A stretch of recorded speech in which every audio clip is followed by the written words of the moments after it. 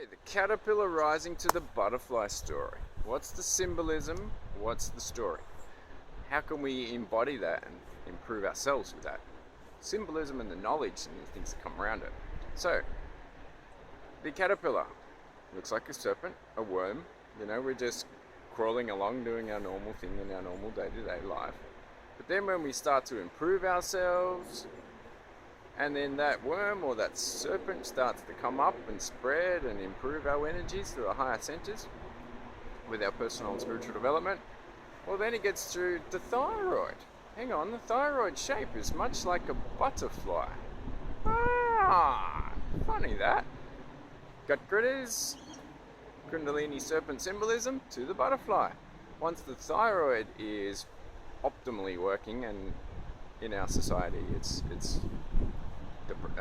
suppressed a little because we have a lot of environmental toxins, and heavy metals in particular are big for that. So iodine is a huge suggestion.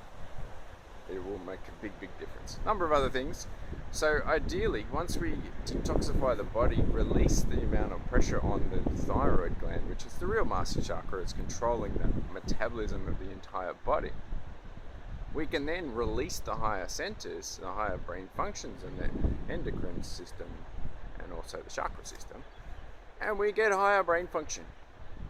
We start to come from our neofrontal cortex on the front, which is generally underdeveloped in pretty much everybody. We could always do with more, right? And then we stop coming from our emotional selves. We stop projecting our emotional gunk and our emotional imbalances onto other people and co-creating from that place. We start to co-create from our incredibly super powerful, not only conscious mind, but because it's connected to our body through our hormonal system and our chakras and our endocrine glands, we come from our higher self on a daily basis. And then we can recognize our imbalances and fix them much easier and quicker and faster. Isn't that wonderful? So, how do we do that? The simple answer is purification and detoxification.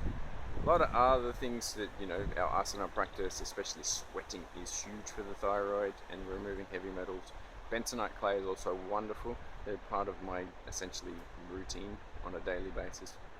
So, how do we do that more often and easier to go from the caterpillar to the wonderful butterfly? Because the butterfly is so much more colourful life.